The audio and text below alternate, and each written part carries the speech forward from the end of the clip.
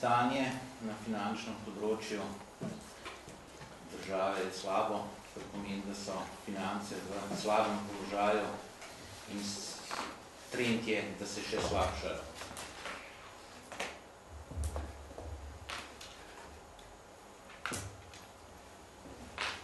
Takšno stanje kažejo tudi zadnji podatki o zadolževanju oziroma trendu zadolževanja, kjer je Slovenija med državami, kjer zadolževanje najhitreje raste.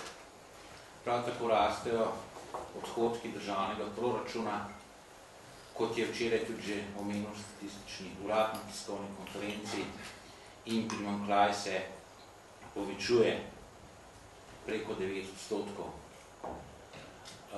Zato smo lahko v državi zaskrbljeni in zato so na področju javnih financ potrebni nujni ukrepi. Poleg tega se ne izboljšuje stanje v gospodarstvu, nezaupanje med poslovnimi partnerji se povečuje, plačilna nedisciplina je vse večja in vse manjša. To so temeljna sporočila z gospodarsko in finančnega področja in zaradi tega je strokovni svet tudi, oziroma zaradi tega strokovni svet predlaga določene ukrepe, tako na javno-finančnem področju, kot ukrepe, ki bodo izboljšali gospodarsko okolje, s katero se bo povečala konkurenčnost slovenskega gospodarstva. Za te ukrepe smo pripravili tudi kratko finančno oceno teh ukrepov, kako doseči cilj deleža javne porabe v bruto družbenem proizvodu okoli 43% v naslednjih 4 letih. In k temu seveda pripomorejo tudi ukrepi, o katerih je govoril gospod Janša glede reorganizacije in optimizacije javne uprave. Gospodarsko-finančni ukrepi so razdeljeni, lahko jih razdelimo v 3 skupine. Prva skupina so tako imenovani davčni ukrepi, kjer predlagamo večjo znižanje stopnje davkov dohodkov pravnih oseb.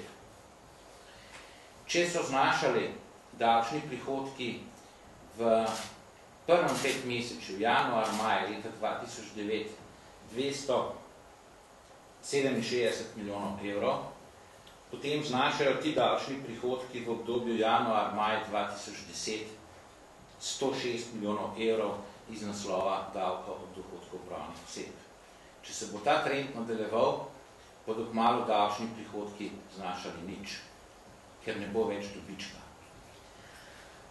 Kot vidite, so se ti davčni prihodki več kot prepolovili, zaradi tega tudi znižanje stopenj ne pomeni bistveno nižjih prihodkov, kot pomeni, da se naredi okolje konkurenčnejše za poslovanje, prav tako, da se naredi konkurenčnejše okolje za tuja vlaganja, kajti brez teh dodatnih vlaganj verjetno gospodarstvo ne bo zelo hitro prišlo na zeleno vejo.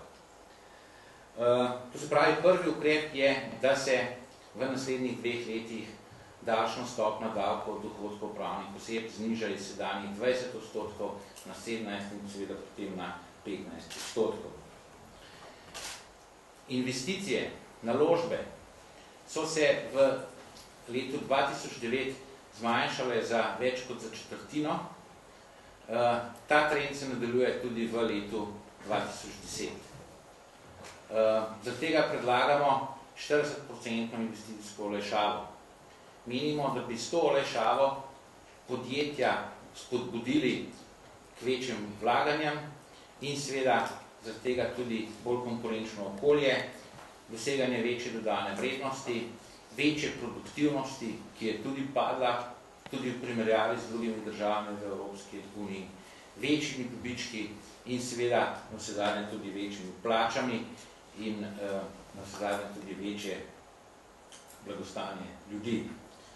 Menimo, da takšni ukrepi lahko povečajo produktivnost in gospodarsko aktivnost celotnega gospodarstva. Poleg tega predlagamo seveda tudi oprostitev dohodkov od inovacij, predlagamo popolno oprostitev tistih sredstev, ki se jih namenja za vlaganje v raziskave in razvoj.